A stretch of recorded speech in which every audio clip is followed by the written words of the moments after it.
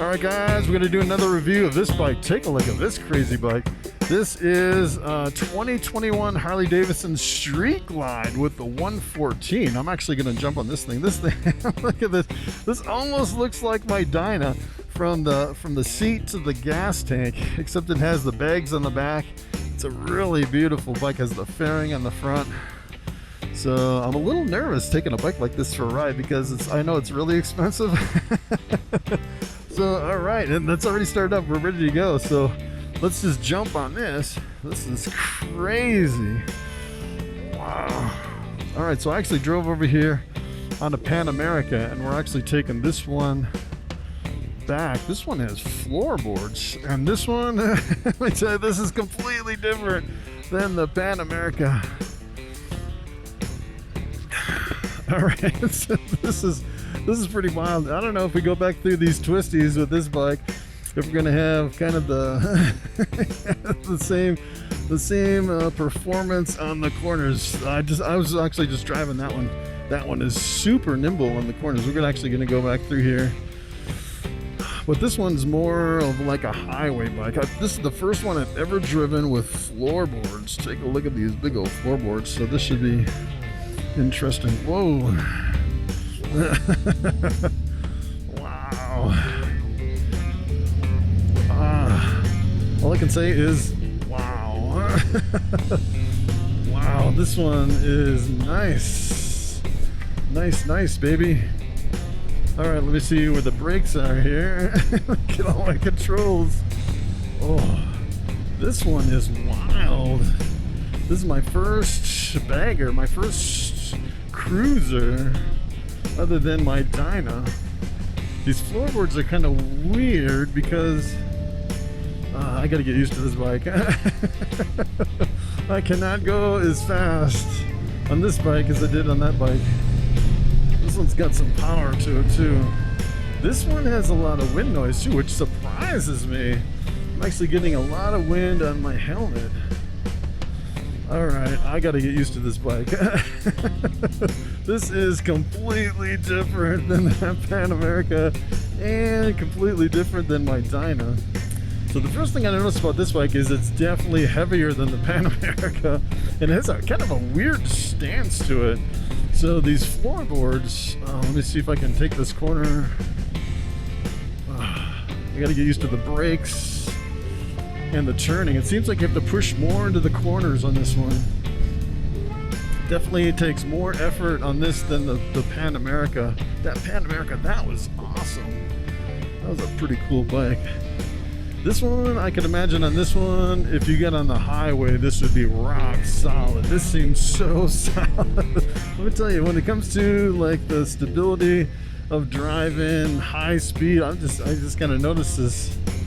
Just from this little bit, it seems like this would be a lot more stable at high speeds, going long distance than the Pan America. But I'm definitely getting a lot of wind noise on my helmet. Hopefully my audio is okay on this one. And this has the 114. This is like the most powerful Harley Davidson that I've ever driven. And let me tell you, I'm not gonna try to catch up to that guy. That guy is blowing me away. I'm like, wait up. I am not. It seems like this one takes a little bit more skill to get used to. I'm getting kind of used to it, but the floorboards are kind of the weirdest thing because it almost like pulls my knees up really high. I'm kind of used to more of a kind of being, you know, stretched out more. I'm used to the forward controls and kind of like sitting like in a lounge chair. Like in my bike, I actually have a sissy bar with luggage bag, so it's kind of like driving a sofa down the road. But this thing is kind of interesting. I kind of feel like it brings my knees up higher than I feel like I'm comfortable bringing them up. I almost feel like I need forward controls on this bike. You know, of course, I'm 6'4", so I pretty much need forward controls on any bike. But the interesting thing about that Pan America is it was so tall. It was like my heels were barely touching the ground when I pulled up to a stop sign on that one. I felt really unstable on that one versus this one. It's a lot lower to the ground. Let me tell you, you definitely feel more comfortable, especially with a bigger bike like this. It seems like you would definitely have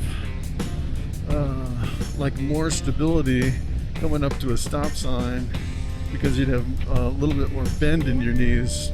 Because it's a heavier bike, you definitely want some more stability. But yeah, this is like rock solid going down the road. This makes my Dyna, yeah, my Dyna is like a dumpster on wheels bouncing down the road compared to this thing. This thing is super smooth, which is pretty amazing. It definitely takes a lot more pressure pushing on the handlebars to go into a turn on this one, which is kind of interesting. And I'm using mostly the back brake. The back brake is definitely not as responsive, I'd say, as the Pan America. Of course, you have a lot more weight in this bike. So these are the first two bikes that I've ever reviewed, the Pan America and then this one, which is, it's a little bit difficult getting the dealer to say, I'm not gonna buy a bike, I just want to test drive them. They're like, we want to sell you a bike, we don't want to give you a whole bunch of test drives from all these different bikes. So that's kind of the challenge working with any dealer, I would imagine. But they were generous enough to finally let me drive a couple, which is pretty awesome. I'm definitely getting used to this. Wow. This one just roars when you open it up. It's definitely got a lot of power. So my Dyna's a 96. The 114 feels a lot more powerful than my 96. And it has a little bit of rumble, but not that much. I know with these Harley Davidsons you can really change the exhaust and really open them up. I mean, the pipes on my Dyna will like wake the dead. That's so much power in this bike. It's pretty incredible. It just roars and goes. It's pretty awesome.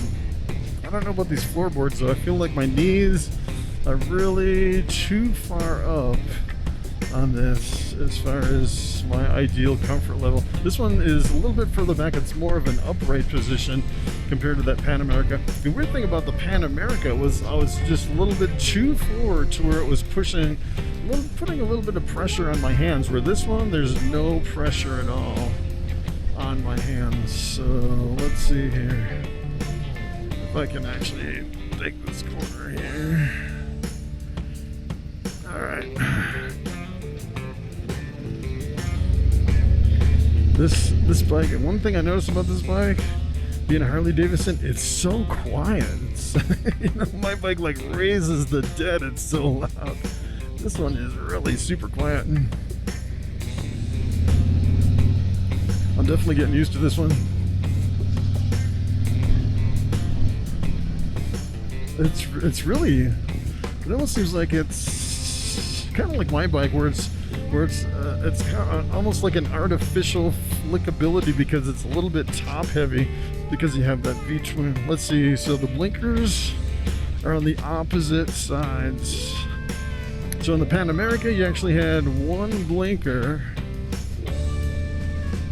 that turned left and right. On this one you have a blinker on the left and a blinker on the right that turns it back and forth. And we're going through the red rocks. Beautiful. Yeah, I could get used to this bike. The only thing I would do is I would change from probably like floorboards to foot pegs and bring my legs out a little bit further on this one.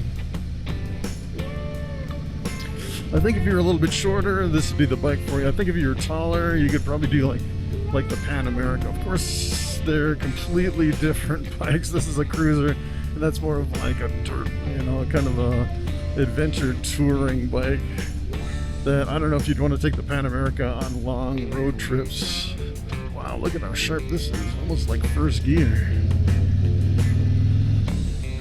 So the other thing about this is I have really super big boots on that are really thick, and I can still fit them between the floorboard and the shifter, so there's still plenty of room. So this is pretty awesome. I really like this bike. The more I ride it, the more I really like it. I didn't know if I'd like the fairings. As a matter of fact, this is the first bike that I've ridden with kind of this blacked out fairing like this. Oh, look at this corner. This one's kind of crazy. First gear corner on this one. Yeah, it seems like this one's a little bit harder to get used to than the Pan America. Comparing, I don't know if it's a fair comparison comparing a Street Glide to a Pan America because they're so different bikes, but it's the only two that I've reviewed so far on my YouTube channel. I want to review all the new bikes, which would be pretty awesome.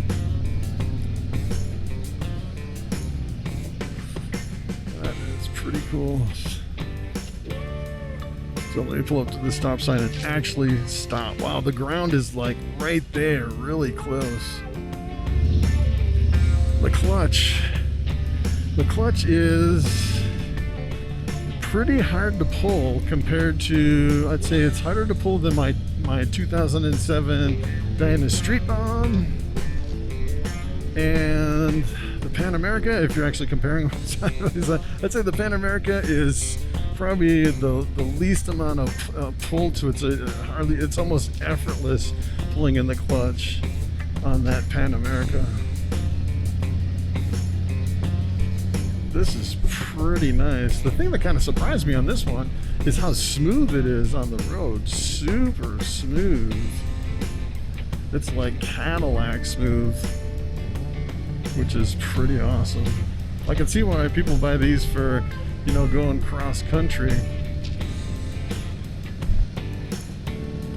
It's pretty awesome. I haven't even looked at the dash. It looks like you have a stereo and everything. But normally on my bike, I don't have a dash. I just have like a windscreen. And for my stereo, I actually use like a Bluetooth earbud. It almost seems like it has more power than it should for the brakes that you get. Seems like the brakes should be a little bit more. It's alright, that's alright.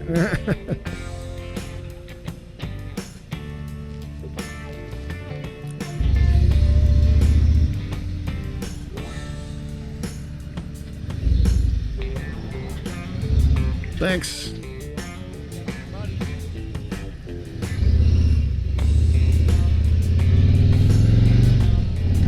Alright, I'm gonna catch up to this guy. Wow. I don't know if I want to go that fast. This thing roars down the road. When you give it gas, it's pretty amazing. And it's just effortless. This thing can do some speed. The only thing that really gets me is the wind on my helmet. Not that it really bothers me. It's not really, you know, giving me any kind of like buffeting or anything. It's really smooth wind coming on my head. But it's just more wind noise than I'm used to compared to a taller windscreen that completely takes all the noise off of my helmet. So yeah, we're going.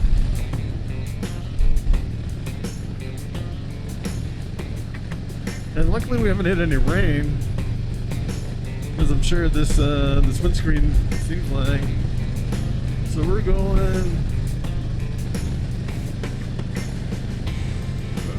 Let's see. So we're going 60 miles an hour almost on this road.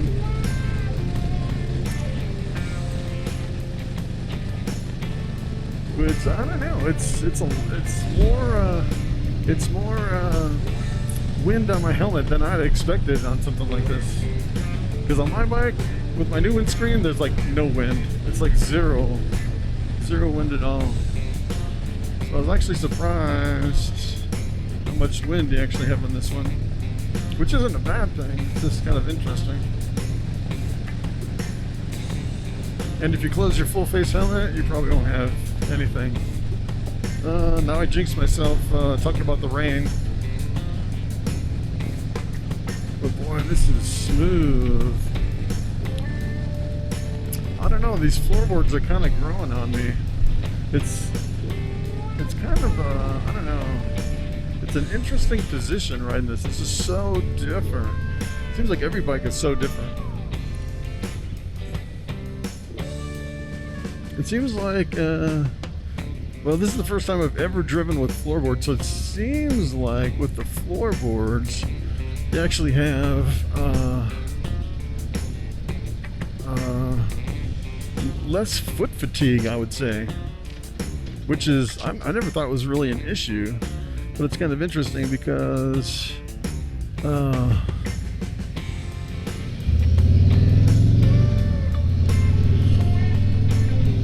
it's like I'm not even driving. If you I never really noticed it before on my feet until I had floorboards, which is kind of wild.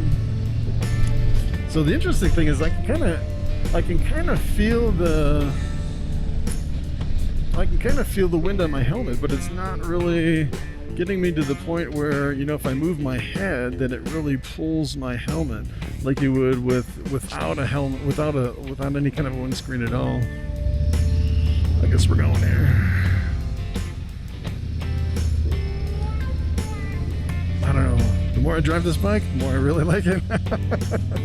It's like it seemed a little scary at first because it's just so different as far as the position of everything. But the more I drive it, yeah, it seems really solid in the corners too, and it seems like it's pretty flickable, which is kind of surprising.